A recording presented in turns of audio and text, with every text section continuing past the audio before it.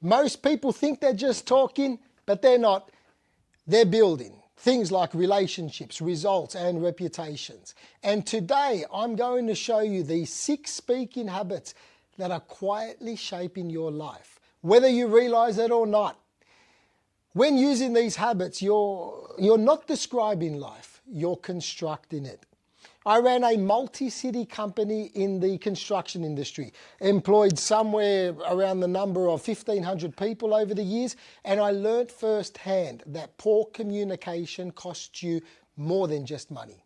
It costs you trust, time, and overall momentum.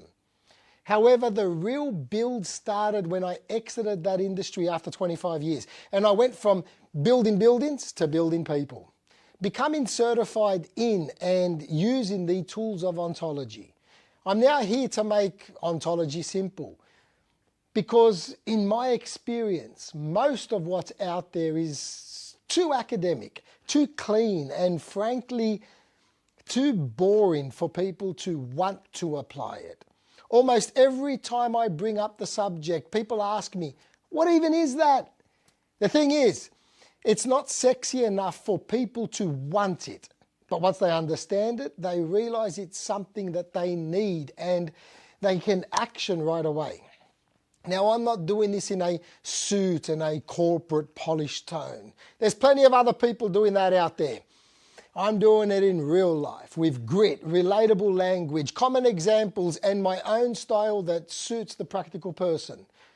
The first video is an introduction to these 6 habits, otherwise known as the Basic Linguistic Acts. After this video, I'm going to break each one down in its own video so you can learn to clearly communicate what you mean and mean what you say. So let's get into it. Language isn't just about noise or opinions. It's action. It does something. Now, I didn't make this stuff up. This way of seeing language has been shaped by some of the heavyweight thinkers. But here's the simple version. We don't speak just to pass time. We speak to do things and get things done. Think about it. We speak to say how things are. We speak to say how things should be or could be. We speak to make commitments. We speak to express our attitude and how we feel. We speak to change situations. And we speak to step up and offer value to others.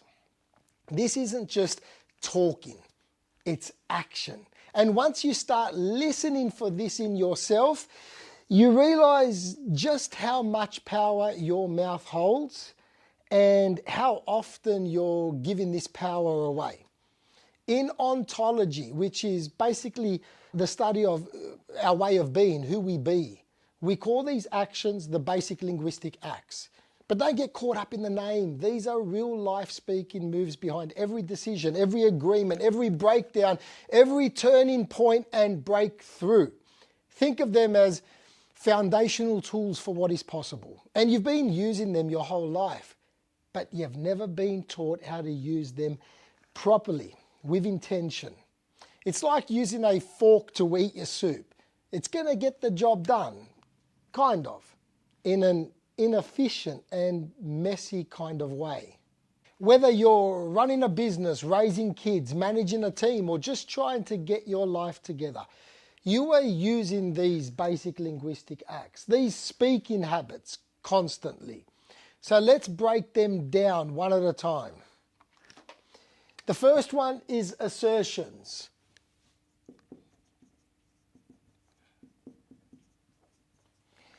What are assertions?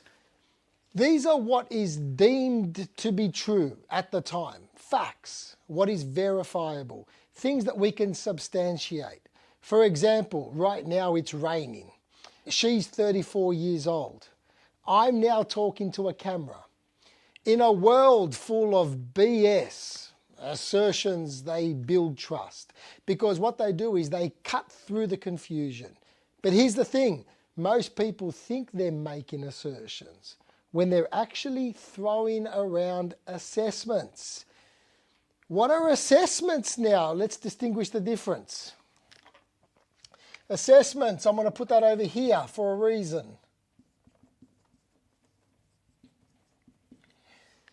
Assessments, to put it quite simply, if assertions is a fancy way of describing a fact, assessments are a fancy way of saying something that is a judgment, an opinion, or a story.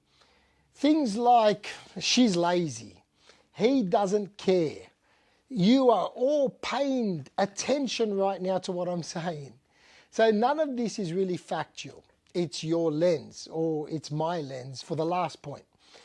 Now, what's the problem with this? Most people live inside of these opinions or interpretations like they are gospel. And that's where arguments start. That's where leadership breaks down, and that's where emotion often takes over. Something happens, we interpret that thing through our filters and our own context. We then form an opinion. From that opinion, we create meaning. We water it, we nurture it, we give it life. Then become radically attached to it, live in it and judging the world from it. I'm going to assess that you have all heard that we are meaning-making machines, when actually we are assessment-making machines, making meanings from those assessments, and then making one big, fat, made-up narrative. What's important here is to understand that we cannot not make assessments. We are always going to have an opinion about something, and that's okay. And often throughout these videos, I'm going to say, this is my opinion. What we have to learn is to know the difference between what is true and what we think is the truth. Practicing this means that we are open and receptive, a learner who is open to possibility, because we can change our mind. I'm going to go deeper on this when I do the video on assessments. Next up is declarations. What are declarations? This is an interesting one because it often gets mixed up with something which I'm going to go through soon. Declarations, they are where you create something, a new future with your word. I will, I'm ready to, I'm going to. Declarations change the direction of your life. But most importantly, people don't make any. They sit in limbo, waiting, reacting, complaining, hoping the world reads their mind. The thing about declarations is that until they happen, until they can be verified or substantiated, they are to be viewed as an opinion, kind of like a wish list. Declarations are often, or they are, not often, they are an assessment until they come true. Like I said, they're kind of like a wish list, and I'm going to cover all of this in the video that I'm going to make separately on declarations. I'm really looking forward to it, because when this one comes out, it alone can enable so much for you. Oh, and I will also be having a rant about the differences between affirmations and declarations, because my opinion is too many people wish for things, put in manifestations into their wish cart, but they don't take the action on them. Often because they're stuck in not knowing how, or not taking a risk by declaring. Next up, we have requests. One of the most important ones. And I think I'm going to make the first video on this one, really, because requests, basically, do you want something?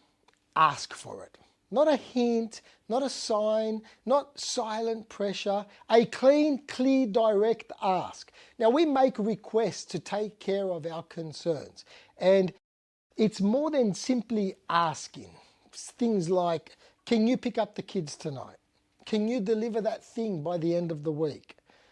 It's about being specific and understanding the 4 responses to any request. Because when we understand the responses, we know what to look for when we're asking. Because once someone accepts your request, they are now responsible. So your request better not be sloppy, or they're going to fail in delivering it, and you're going to blame them. Why? Because you received a half-baked yes as a promise. Does that sound familiar? If your relationships are stuck, make sure you watch this video. Actually, I'm going to make sure that it's the first one I do in the series. Next up is offers. We are always offering in one way or another, and often we're not. Because with offers, you're the one that's bringing value without being asked. I've got time this afternoon, I'll send that package. I can see you have a lot on. What can I do for you?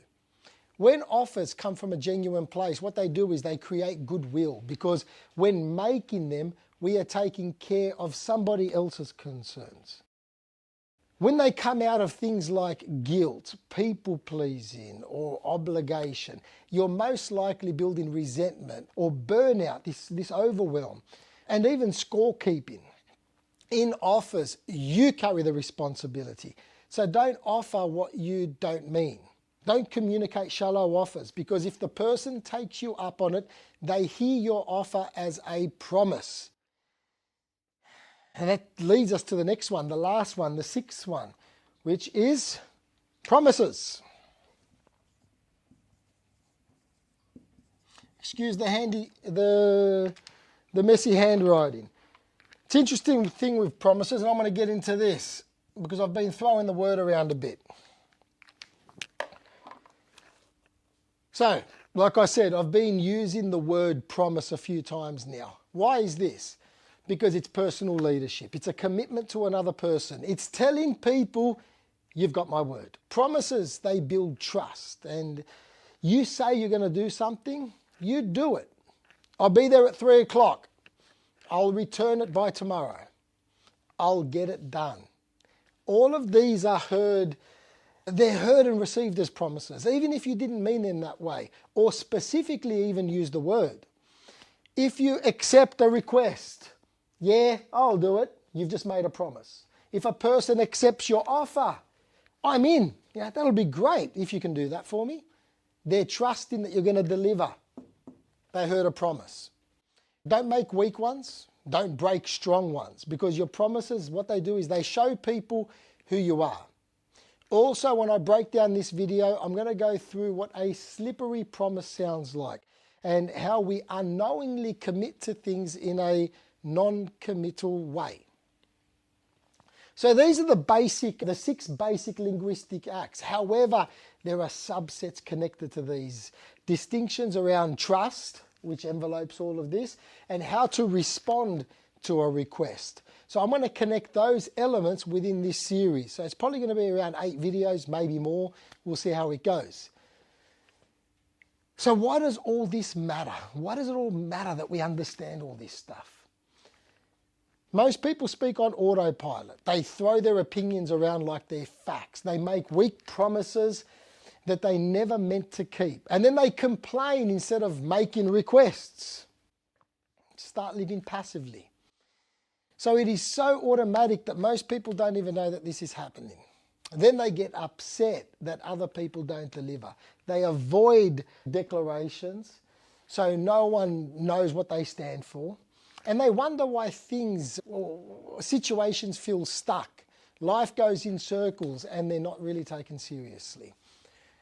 Why they don't get the promotion, why they always get overlooked, why they don't get the opportunities other people get, why things are unfair. Now, it's not because they're broken, it's just that their communication is sloppy. Like I said, we do all these things. It's automatic and it's lacking awareness, and it costs them every single day. Now, you wouldn't let a toddler run around the house with permanent markers. But that's exactly what most people are doing with their language. Creating and permanently marking their life with their words. And that's why I really want to break all of these down separately so you can understand them and then apply them. Because once you learn to tell the difference between an assessment and an assertion, a judgment and a fact, or a weak, slippery promise versus a powerful commitment, what you do is you start to take charge of your speaking. And when you take charge of your speaking, you take charge of your life. Before leaving the world of construction and doing what I now do as an ontological practitioner, I worked on and out of some of the deepest foundations around. so broad and deep that most people have no idea they existed, because the focus was always, or is always, on what sits upon them. The skyscrapers that hold life. They didn't see the mud, the dirt and everything underground. It's what everyone does see that counts. And these basic linguistic acts, these are the foundation. What you build all of your opportunities and all of your possibilities out of for all to see. They're how you shape your future, build relationships, and lead powerfully. And over the next few weeks, I'm going to break each one down with its own video, not with academic theory, can't even say the word academic theory, but real life application. So you learn how to use them, where you're most likely misusing them, and what shifts when you get them right. So if these basic linguistic acts, these speaking habits interest you, check out the next video where we're going to be diving deep into requests. Requests, I think, are the most underestimated move in communication, and probably the one that you're screwing up the most. Don't get overwhelmed by all of these words, because when I break them down each individually, you're going to see how simple it is to actually action these, to live these kind of things. If you want, subscribe, follow, do the thing that everyone asks you to do. Actually, stop, delete that crappy, weak excuse for a request. If you would like to get value out of what's coming, I invite you to subscribe right now so you don't miss the coming videos. I'm Filimon, this is Functional Chaos, and your mouth, it's building something, whether you like it or not. Lastly, take what you will.